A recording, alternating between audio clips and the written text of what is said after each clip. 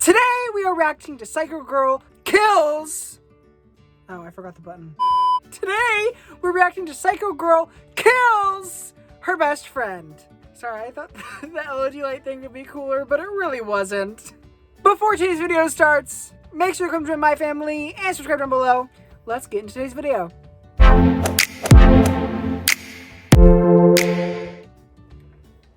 My name is Mary Lou. Narrated. This happened to my father one stormy It sounded night like in marinated. Glenwood, Colorado. Marinated. It was the 1980s. My father was an electrical engineer who was just returning from a job site. He worked long hours, and it wasn't uncommon for him to be heading home around midnight. The moves aren't The wheels aren't moving. Back in the canyon I cannot walls. speak today. It was pouring rain.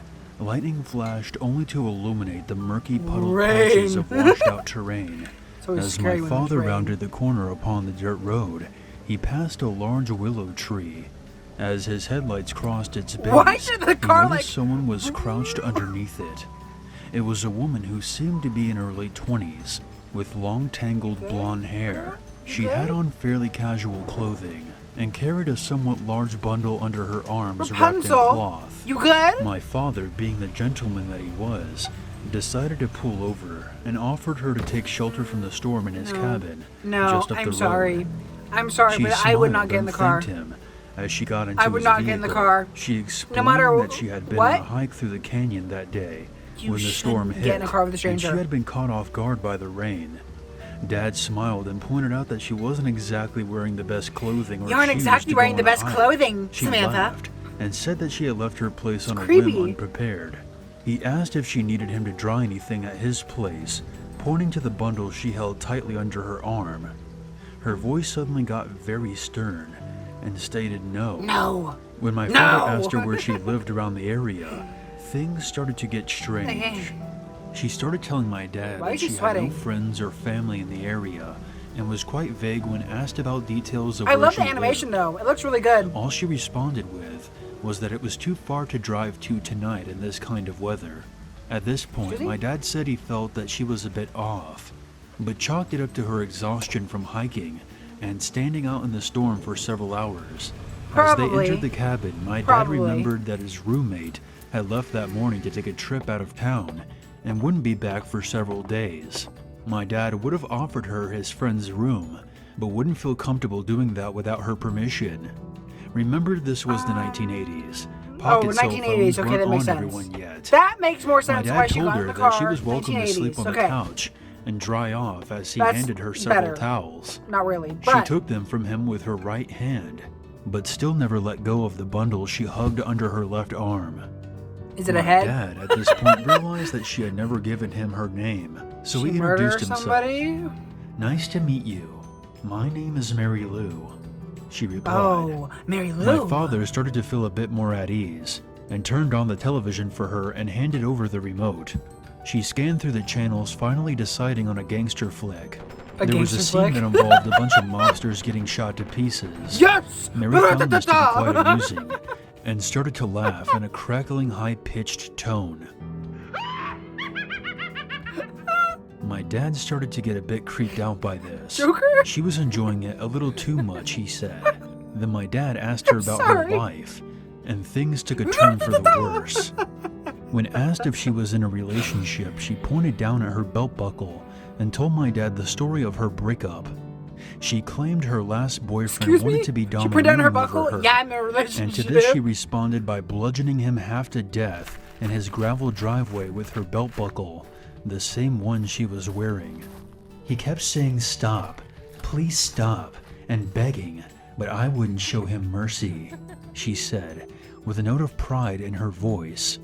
My dad asked if he had been abusing her, or if she was reacting defensively, and she merely scoffed and said, no, otherwise he would be dead. My father's unease grew as the conversations progressed. She told him about her mother dying on the operating table, and how the surgeon who had been working on her walked out covered in blood and said that she would be fine.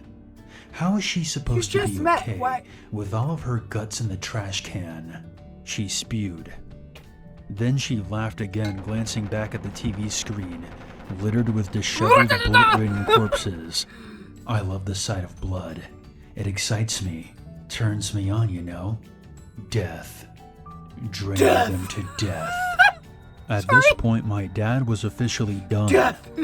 He was bigger and stronger than she was, and he was quite streetwise as well, and had seen plenty of horrors in his life. But the way she spoke with a violent confidence, combined with her sure grip upon the bundle which lay under her arm, sent chills down his spine. He needed a plan. Finally, an idea popped into my father's head. I'm an Avenger. I have a friend who's a priest in the town. church? He has Are you access gonna to plenty of baptize shelters her? funded by the church. You would be a lot more Get an comfortable exorcist. there That's instead what of you on our need. An couch. exorcist. They can feed you too, and arrange a ride for you to get home in the morning. I can call him right now. He's only a few miles from here, he stated reassuringly. Yes. Mary Lou's tone Get me brightened an in my exorcist, kids. Samantha. That sounds wonderful. Thank you so much. My father smiled, hiding his relief. Of course, it's the least I could do for you. I like the As my dad drawings. walked over to the phone and began to dial the number, Mary Lou erupted in a low guttural growl. I hate priests. She possessed! Priests. She possessed! She said it with a tired hatred, a clear, distinct, audible, whispered disdain from the bottom of her heart, with an unflinching resolve. My dad had enough. This wasn't a game to play anymore. This was beyond a stranger with odd tendencies. A darkness with coiled cruelty had crossed the threshold of his door. You need to leave, and you need to leave now, my dad said, pointing to the front of the cabin. There's the door. I can't have you here and feel comfortable. No matter how innocent they look, they're probably possessed by And demons. I hate to have you walk in the dark, but that's the way this has to go.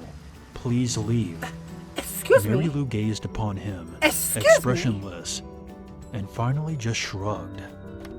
My father And walked she's her swaying out, out standing there. close to her. In the event that the bundle concealed some type of "Woo, weapon, woo, I'm he gonna wasn't walk." taking any chances. She smiled at him as she slowly walked onto the front porch.